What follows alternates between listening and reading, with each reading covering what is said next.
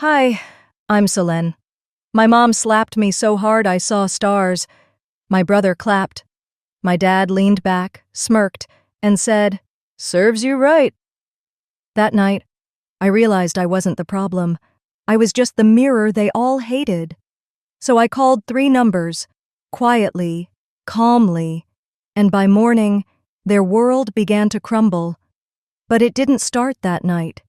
It started long before, with lies dressed up as love, inheritance wrapped in betrayal, and a family that punished me for simply surviving. The question isn't why they broke me. It's, what happened when I finally stood up? Before we dive in, what time are you listening? Where are you from? Drop a comment below and tell me, what would you have done if your own family cheered while you were humiliated in front of 55 people? The envelope sat on my kitchen counter like it didn't belong there. Cream-colored, heavyweight paper, gold-embossed lettering. My sister Maylis had always loved that kind of presentation, more about the aesthetics than the substance. I stood staring at it for a few long seconds before I even reached for the letter opener. It had been 6 months since anyone from my family had spoken to me. Not a word. No calls. Not even one of those shallow, hope you're well texts.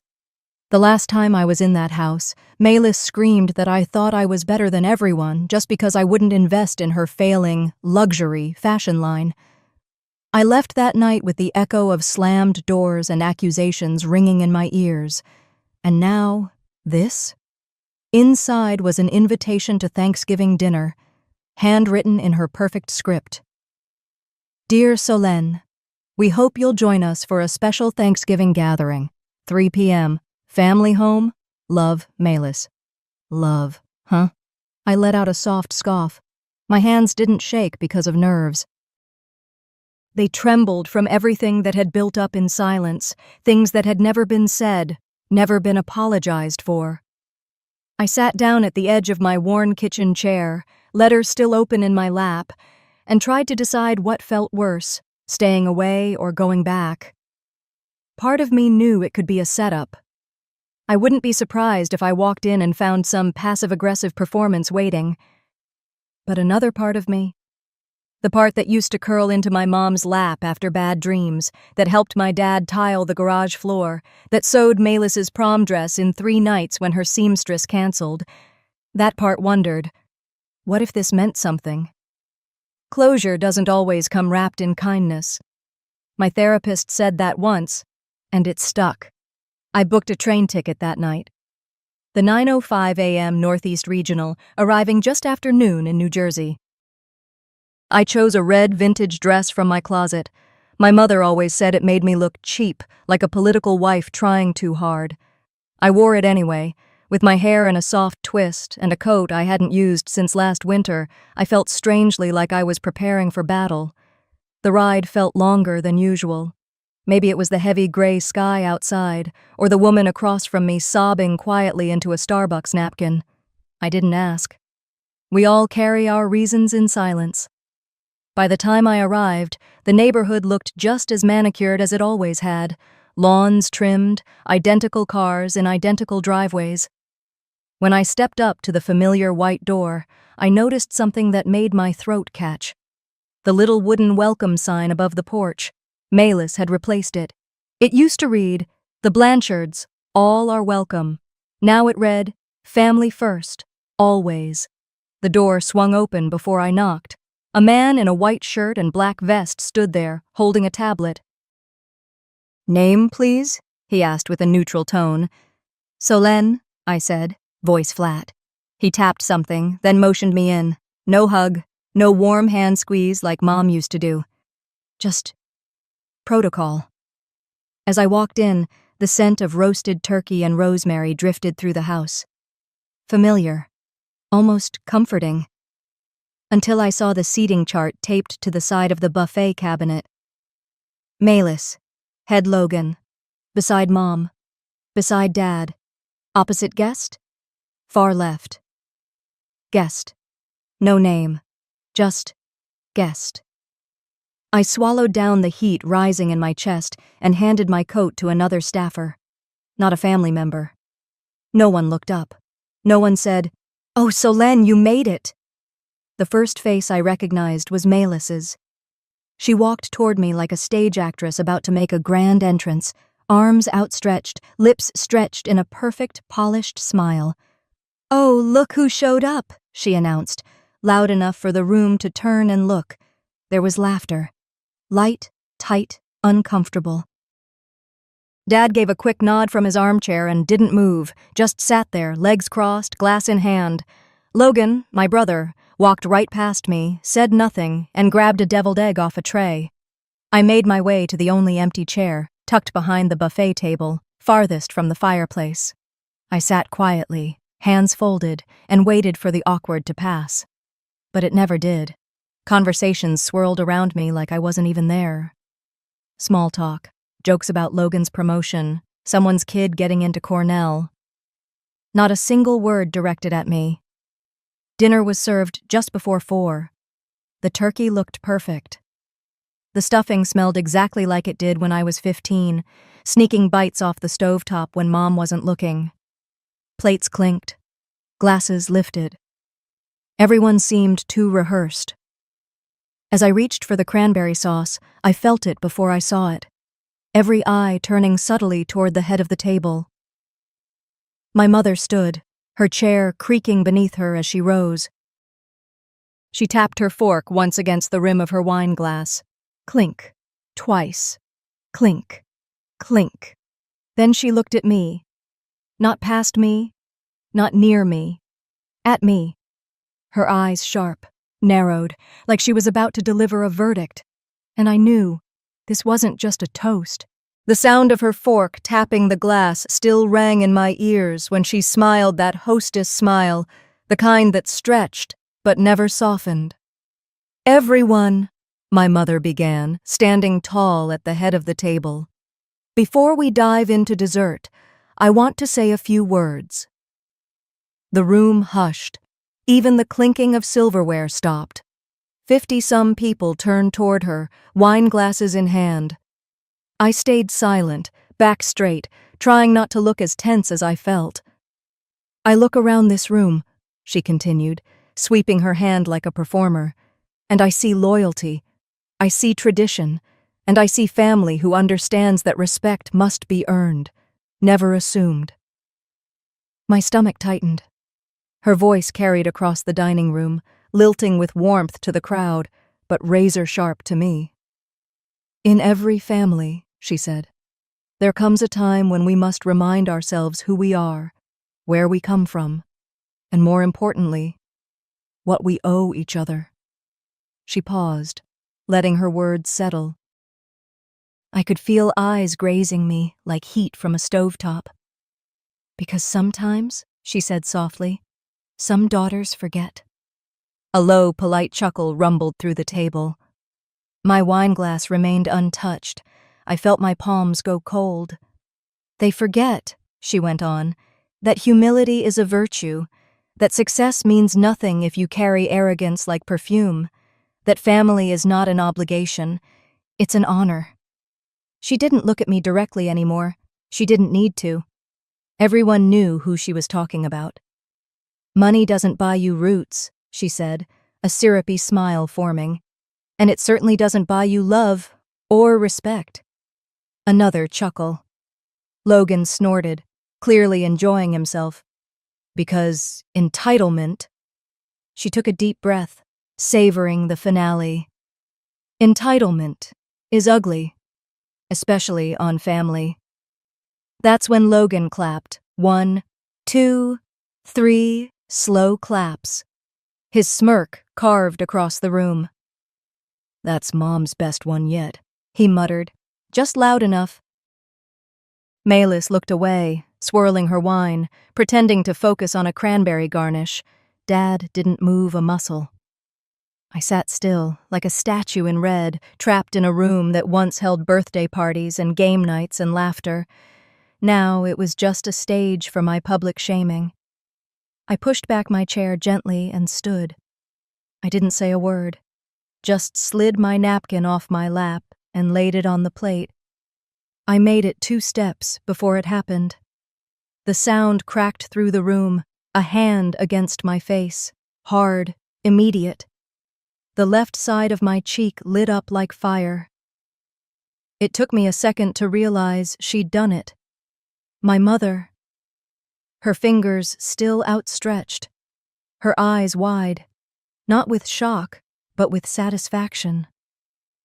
Gasps erupted around the room, but no one moved. My wine glass slipped from my hand, hit the marble, and shattered. The sound echoed through the dead silence. Dad finally spoke. From his seat. Never looked up. "Serves you right." I looked at him. Looked at her. Looked at the faces I used to know, now frozen, ashamed, some smug. Logan shifted in his chair but didn't stand. Malis sipped her wine again like this was all background noise, and I didn't cry. I turned and walked out of the room. No rush, no dramatic pause. Just left. Through the hallway that used to smell like cinnamon, past the family photos that stopped including me 5 years ago, past the coat rack I built in high school shop class, out the front door. The November air slapped against my cheek, now burning in more ways than one, but I didn't reach for it. I didn't need to. That sting reminded me. This was real. I sat on the porch steps, just wood under my legs and silence in the cold. No one followed me, not a soul, not one voice calling out, not even to pretend. That's when it hit me. Not like a knife, but like a slow truth finally stepping into the light. I hadn't lost my family. I never had them. I reached into my coat pocket and pulled out my phone. My hand was steady. I scrolled down to the bottom, 3 names I'd never thought I'd use again. Each one burned like a match in the dark. I tapped the first one. It rang once, twice. Then came the voice. Low, knowing. "I've been expecting your call." I didn't smile, just exhaled quietly and leaned back against the kitchen counter, the edge pressing into my spine. "Dorian," I said, my voice even. "It's time." A pause. Then, with that same calm cadence I always admired in him, he replied, "I take it the situation has escalated." "You could say that. I need you to activate the contingency we discussed 2 years ago. The trust freeze. Full scope. And file the injunction. We block every channel they could move money through." I heard the sound of papers being shifted. He was already working. "You still have temporary POA over your mother, per the amendment we filed during her recovery." "She never revoked it?" "She didn't know how," he said, almost amused. "And your father was too arrogant to check. You're still the legal gatekeeper, Solen." I closed my eyes. "Then file it. And Dorian, make sure it hits by morning. Quietly. No media. No mess." "You know me," he said smoothly. "I work in shadows." We ended the call there. No pleasantries, no good lucks, just mutual understanding. I set my phone on the counter and walked into the living room. My place was modest, 2-bedroom, hardwood floors, bookcases that still smelled like old paperbacks. But it was mine, every inch of it untouched by their hands. Outside, the streetlights cast soft golden halos on the quiet sidewalk, the kind of calm that came before a storm. I unlocked my laptop and dialed the second number. Miranda picked up before the second ring. "Solen?" Her voice was groggy. I checked the time. Past midnight. "I'm sorry for the hour." "If you're calling, it's not small," she said, instantly alert. I clicked open the folder on my desktop labeled "For When They Cross the Line," then dragged in the phone photos I'd taken earlier that evening in my father's office. Ledgers, handwritten checks, sloppy cash logs scrawled in blue pen. "They've been siphoning donor funds through the foundation," I said, "into Malis's brand and Logan's train wreck startups." I could hear her sharp inhale. I just sent you the photos. I want you to start forensic matching. Cross-check dates, deposits, vendor accounts. I want a full trail. Clicking, typing, silence. Solène, if this checks out, it's criminal. We're not talking about a slap on the wrist. I'm not looking for slaps. I'm looking for truth. She didn't argue. I'll start now. Expect a report by afternoon. I leaned back again, my shoulders finally touching the chair. I hadn't realized how long I'd been sitting upright like I was still at that dinner table. The third call was the shortest. I stood, walked to the window, and dialed Roe. She picked up with a sigh. This better be good. It is. I gave her the Foundation's EIN, no context, just numbers, then dropped the Dropbox link I'd preloaded months ago, containing backups, scans, flagged expenses, even security logs from my parents' office network. She didn't ask questions, just said, "You'll get a subpoena confirmation within 48 hours. That was all. No good night. No thanks. I stayed at the window after the call. The glow of the city beyond Princeton was faint, quiet. My own reflection stared back at me, older than I remembered, tired, but not broken. I made tea. It was almost muscle memory now.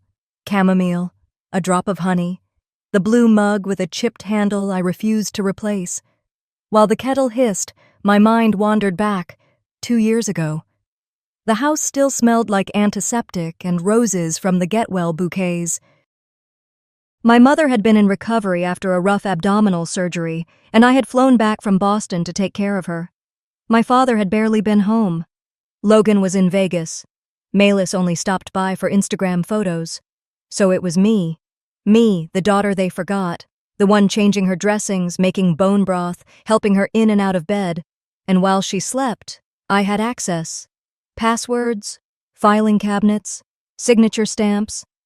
At the time, I didn't think I'd ever use it. I just archived it, like someone taping up emergency glass behind a wall. Just in case. They never even noticed. Now the kettle clicked off. I poured the tea, sat at the small table by the bookshelf, and watched the steam curl upward like a dancer with no audience. I didn't feel rage, not anymore. That was the old me. Rage was loud. Rage was messy. This was something else. They wanted a scapegoat, someone to humiliate, someone to point at and say, "See? This is what happens when you step out of line." They wanted the silent daughter to stay silent. Well, I would be. But now, silence would be my weapon. I took one last sip, closed the laptop, and whispered to the empty room. Now we wait. 27 hours later, the family's accounts were frozen, and the calls began pouring in. I was in my kitchen, stirring a small pot of oatmeal, when the first one came in. The screen lit up with Dad in bold letters. I let it ring, once, twice, then answered. "There's a problem with the trust," he said, skipping even a hello. "The quarterly transfer didn't go through. I called the bank. They said it's been flagged. Can you check?" His voice wasn't panicked, yet. Just impatient, like a man accustomed to things working the way he expects. I didn't answer right away. I spooned the oatmeal into a bowl, added a pinch of cinnamon, and walked to the table before replying. "No." There was a beat of silence. "What do you mean, no?" "I mean," I said calmly, "I'm not going to check. You'll have to figure it out another way. You have power of attorney, and I'm using it." I hung up. The second call came before I'd even taken a bite. Logan. Voicemail. Then another. And another. By the fourth one, my phone buzzed so hard it rattled against the wooden tabletop.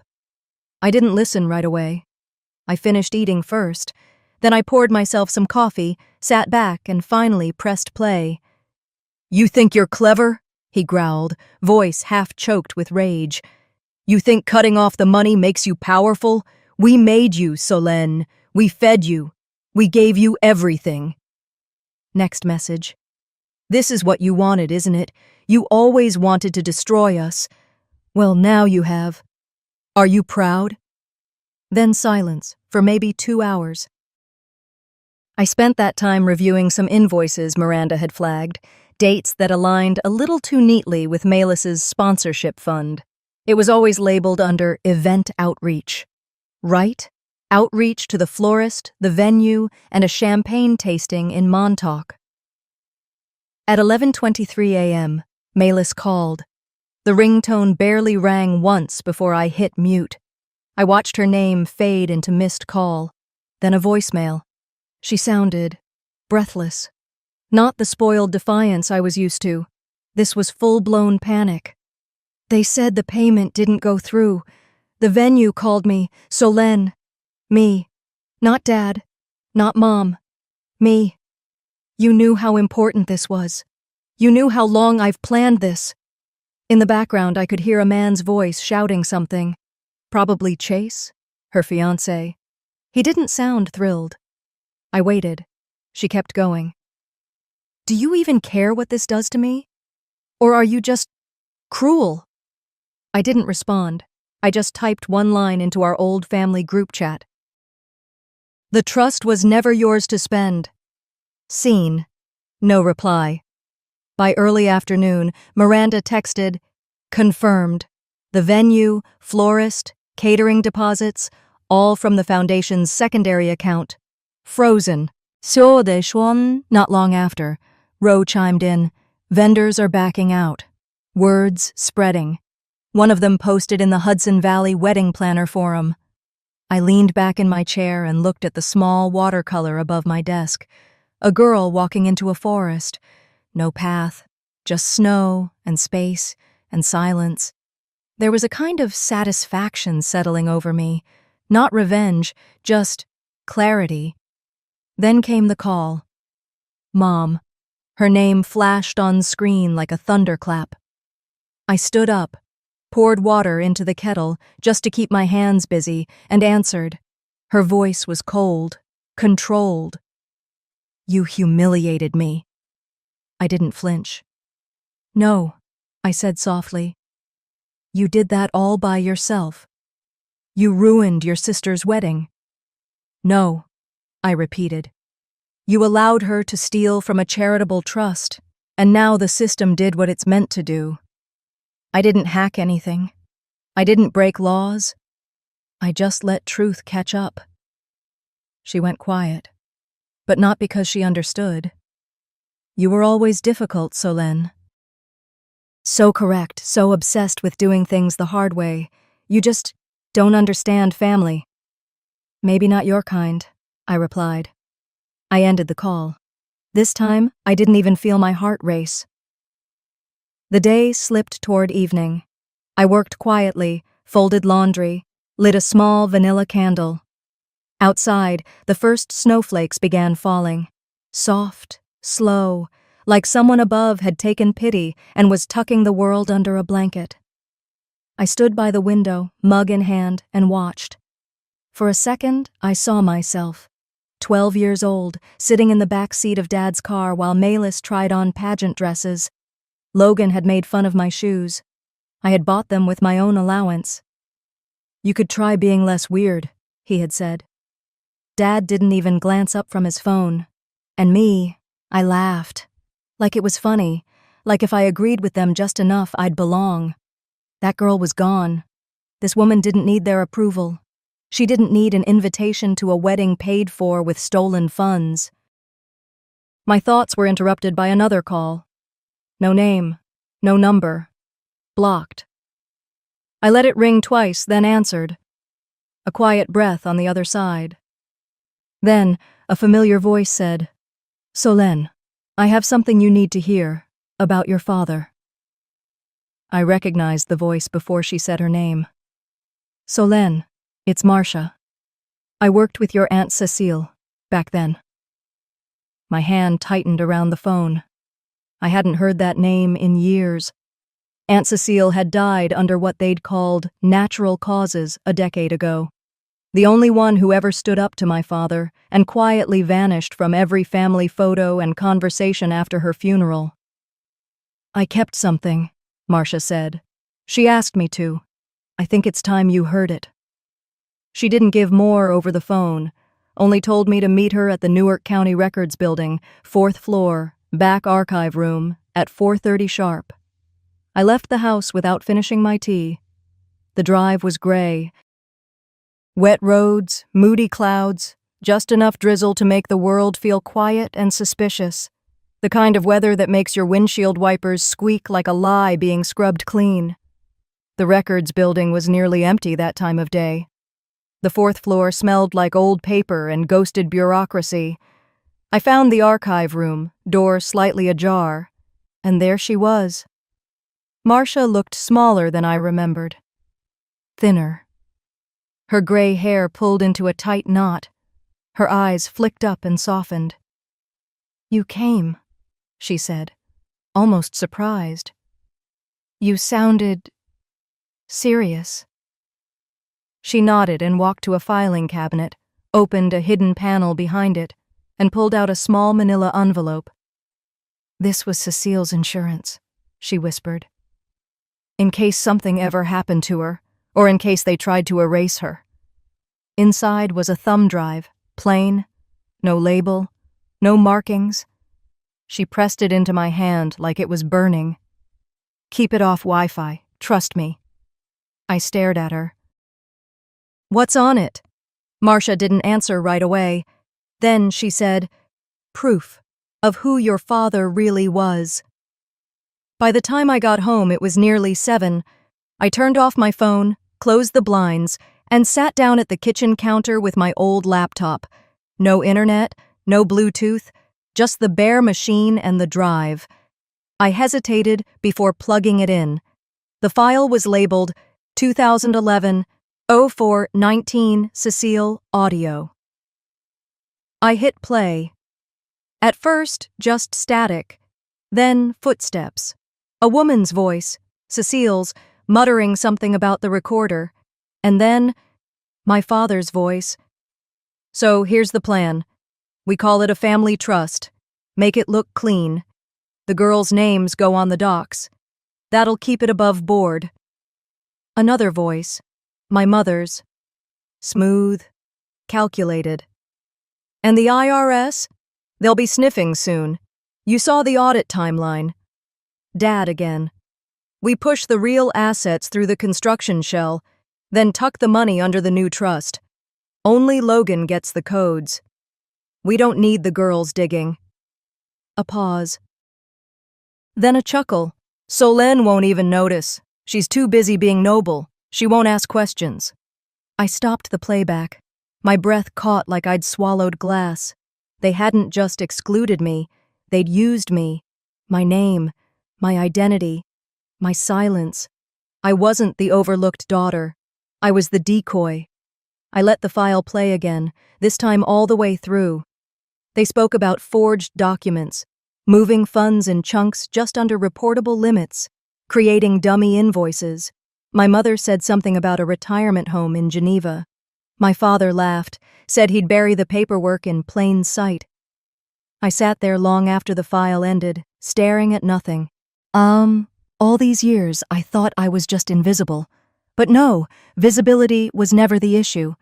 They saw me clearly, saw exactly what they could get away with using me for.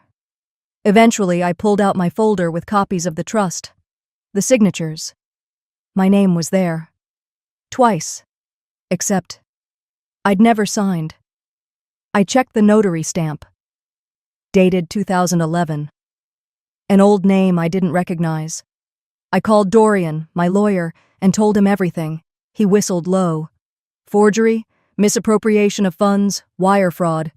This is enough to open a criminal investigation." "And the notary?" "Retired, in Florida. But if we can show a pattern, I want this exposed." He didn't try to slow me down, just said, "I'll get the paperwork started."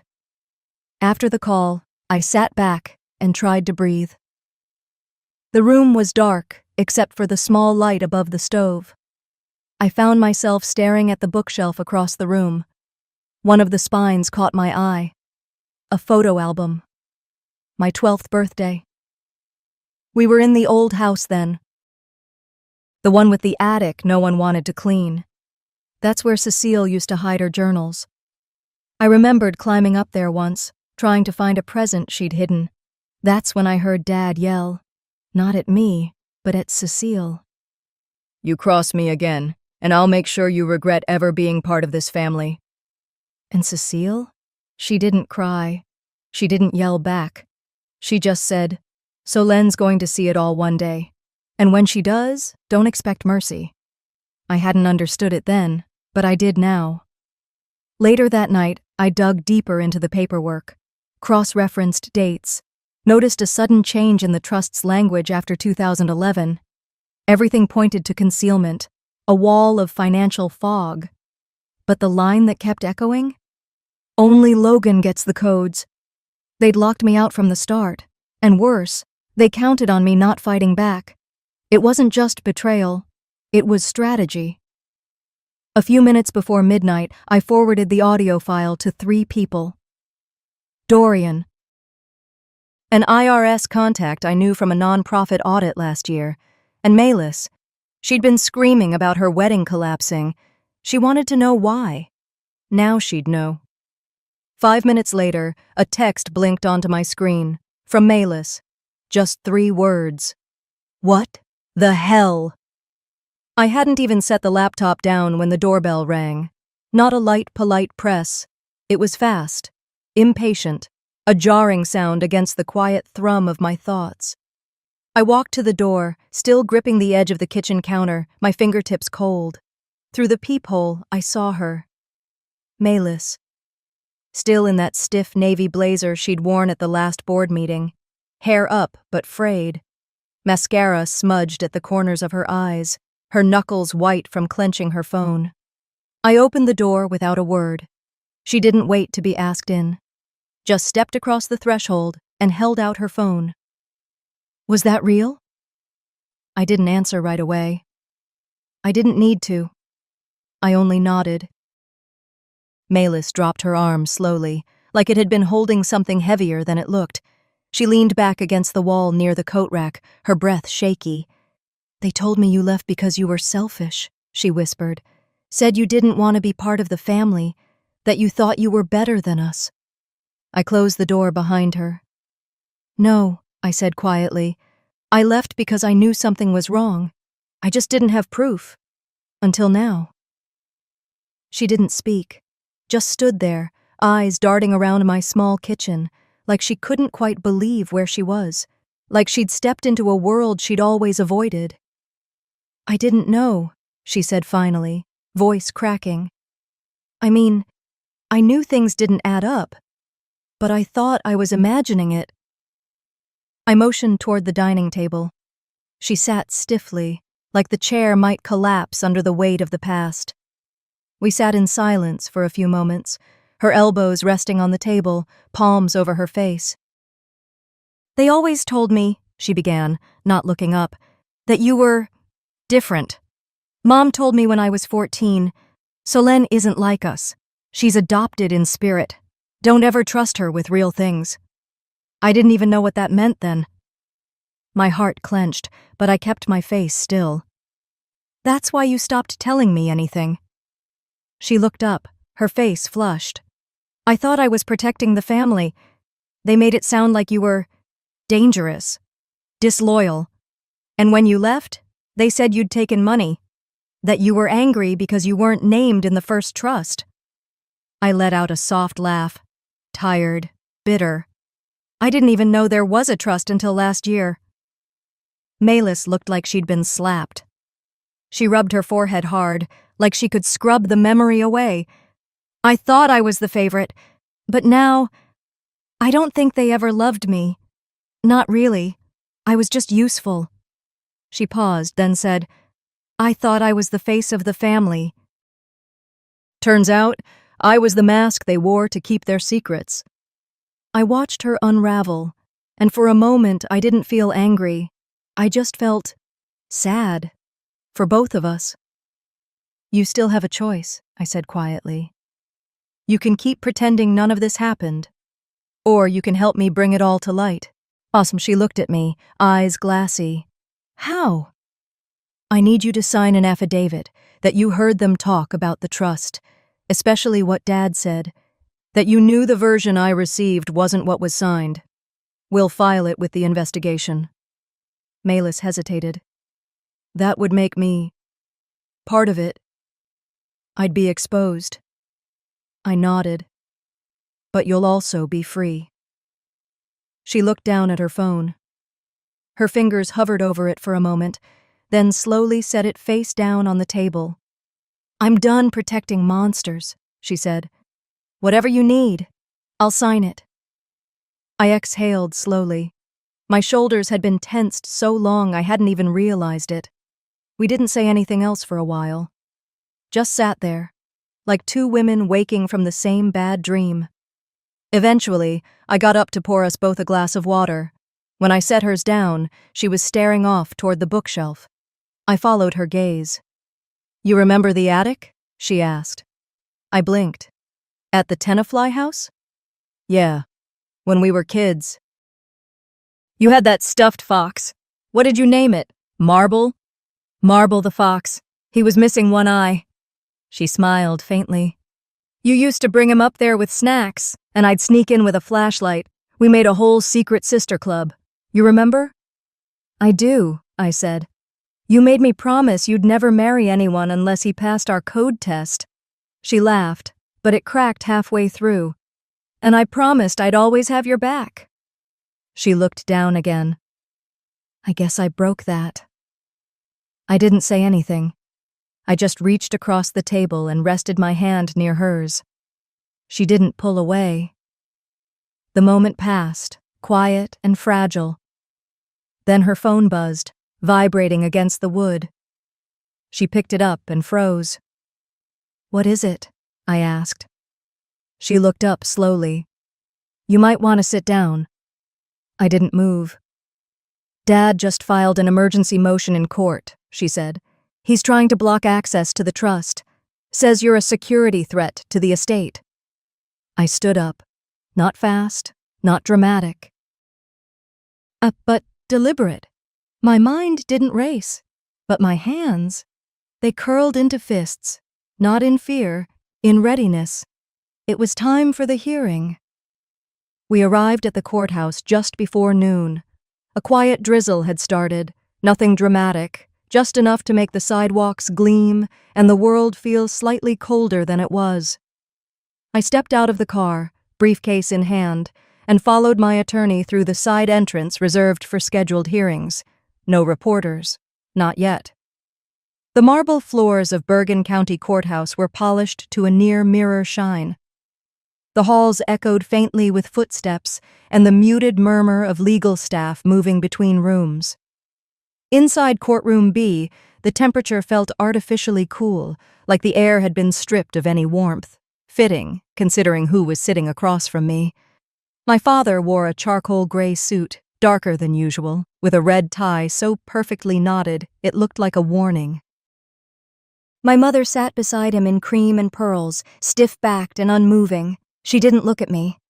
Logan sat on the other side, arms folded, jaw clenched like it was wired shut. Their lawyer, a man named Carlton Merritt, adjusted his silver cufflinks and gave me a long, polished smile that didn't reach his eyes. We took our seats. The judge, a stern woman in her early 60s named Justice Wilford, entered, robes brushing the polished floor. This is an emergency motion filed by Mr. Alan Devereaux to reverse the court-ordered freeze on the Devereaux Family Trust, she said, voice clipped and clear. All parties present? Carlton stood. Yes, Your Honor, and with your permission, I'd like to begin. Proceed. He adjusted his tie and stepped forward, hands folded at his waist. Your Honor, the court has been led astray by a series of emotionally charged claims made by Mrs. Solène Devereaux, who, while intelligent, has a documented history of emotional instability stemming from a traumatic adolescence. This recent action, Freezing the family's trust was not only impulsive, but retaliatory. She's acting from a place of vengeance, not justice. I felt my attorney, Mrs. Bristow, shift beside me, calmly, unshaken. Carlton continued. The trust, Your Honor, has provided for multiple generations of Devereaux. To paralyze it based on a single heir's accusations without full evidence or due process risks severe financial harm. We request the immediate lifting of the freeze and reinstatement of Mr. Devereaux as sole trustee. He stepped back, smug and composed. Justice Wilford turned to us. Ms. Bristow, your response? She stood. Yes, Your Honor. Ms. Devereaux would like to speak directly to the court. The judge nodded. I rose slowly, aware of the silence, the way even the court reporter paused just slightly as I took the stand. My heels clicked softly on the tile, a steady rhythm. I was sworn in, sat down, and looked directly at the judge. When I froze the trust, it wasn't because I was angry, I said. It was because I finally had proof. I paused. Let the words settle. For years, I questioned why documents didn't match, why my name was left off key financial decisions despite promises, why my father's signatures kept appearing. And mine did too, even when I'd never signed anything. I suspected fraud. But I didn't act, because suspicion isn't proof. I looked at Carlton, then at my father. Now I have more than suspicion. Ms. Bristow walked to the front and handed a thick file to the clerk. Your Honor, she said, we're submitting 2 key pieces of evidence.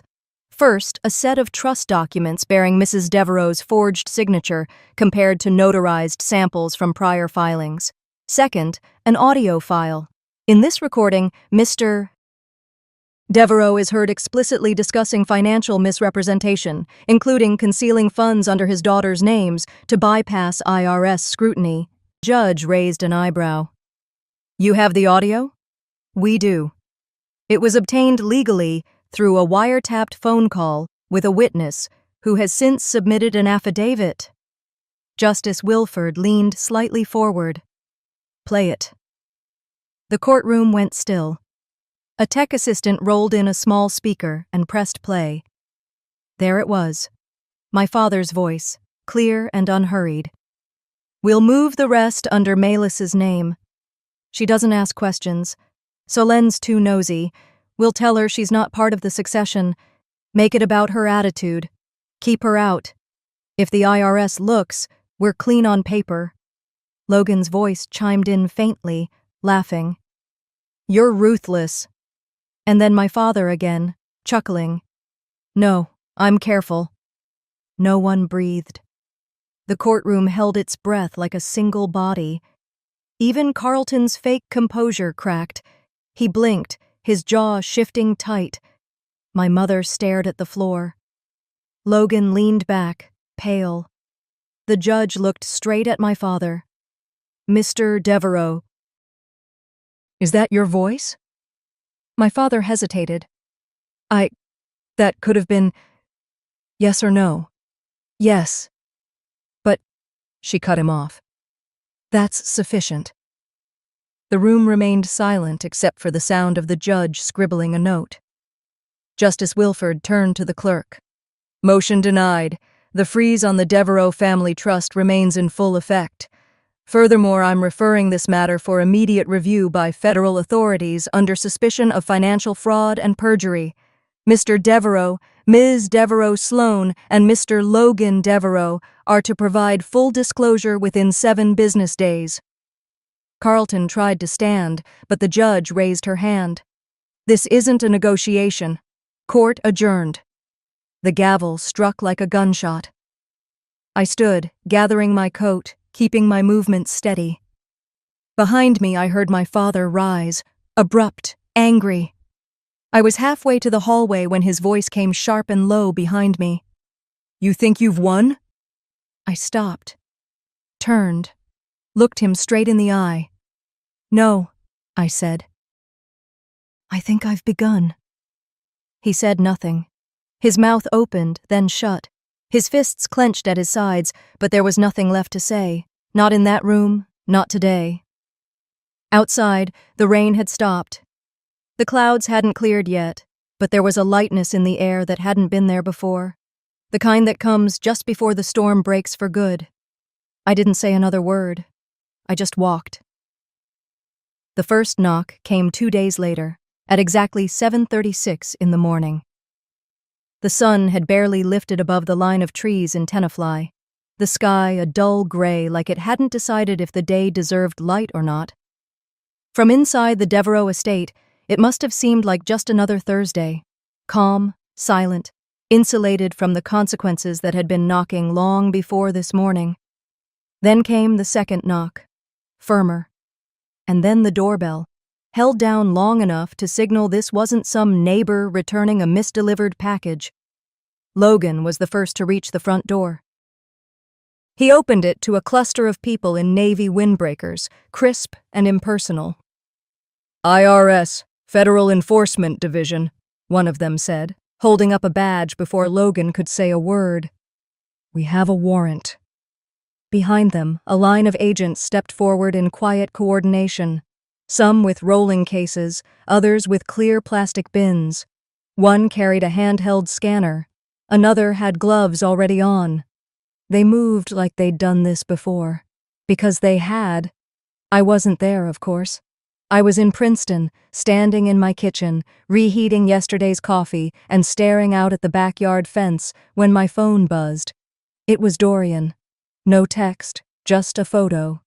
A close-up shot of cardboard evidence boxes being wheeled down the front steps of the Devereaux house, each labeled with printed tags, Trust 14C, Holdings, 1996-2020, Devereaux/Logan, Digital Archives. I didn't smile. I just whispered, "You opened this door." I just held the mirror. Back in Tenafly, panic had already broken loose inside.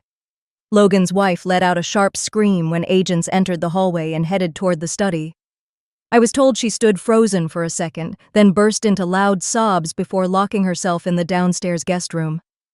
Their mother, pale and shaking in her silk robe, collapsed into the living room sofa and let out a faint cry for smelling salts, like she was performing for an invisible audience. One of the agents offered her a glass of water. She didn't take it. And my father?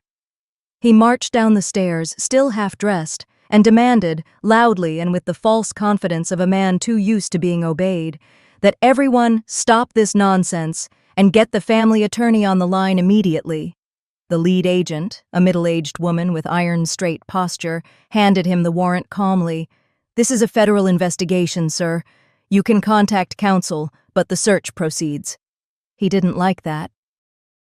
Apparently, he stood there for a good 20 seconds, lips pressed so tight they disappeared. Then he stepped aside, muttering something about witch hunts and media vultures. In Logan's office, things turned quiet and surgical. Cabinets were opened.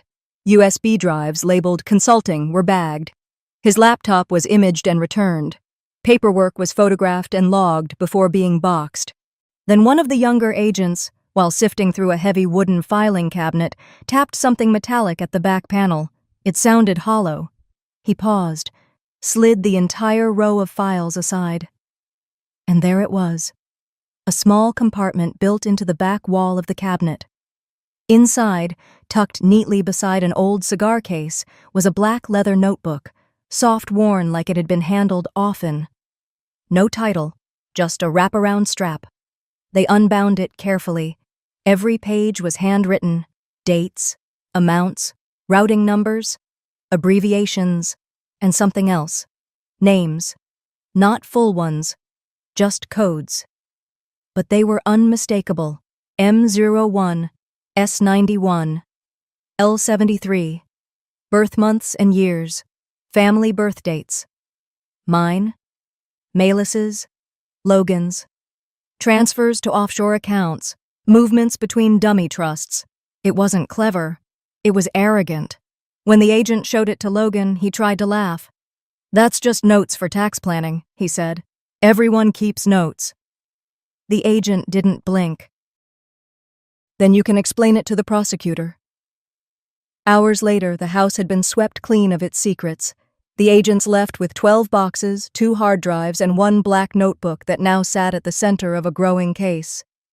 I learned all this in pieces, texts, calls, whispers from former staff who still had loyalties that didn't belong to my parents.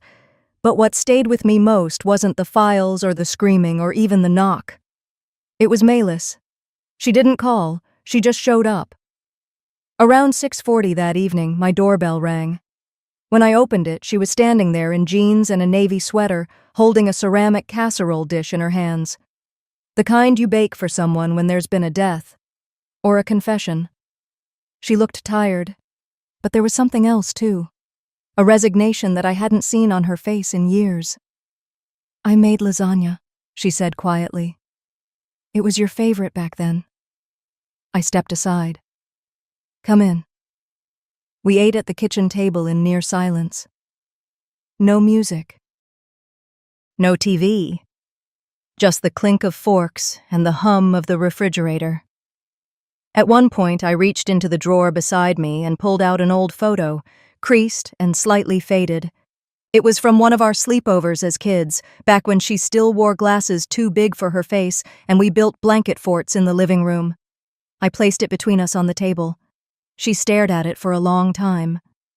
Then whispered, "Do you think she ever loved either of us?" I didn't have an answer.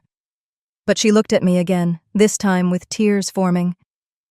I asked her that, today. I leaned back, listening. "She slapped me," Malis said, voice flat, just like she used to. "And you?" I didn't move. I just turned around and left. We finished the lasagna. No leftovers. She stayed until almost 9. Then she stood, thanked me, and left without asking for anything. That night, just before I went to bed, I checked the mailbox. It was late, past 10, but something told me to go. Inside was a single envelope. Certified, cream-colored, no return address printed, but in the corner, handwritten in a shaky but familiar script, were 5 words. "To the rightful heir, BD." I stared at it for a moment, heartbeat slow but steady. Then I closed the door, turned off the porch light, and held it against my chest. Whatever came next wasn't theirs to steal anymore. I didn't even make it to the kitchen. I stood in the hallway, the envelope trembling in my hands.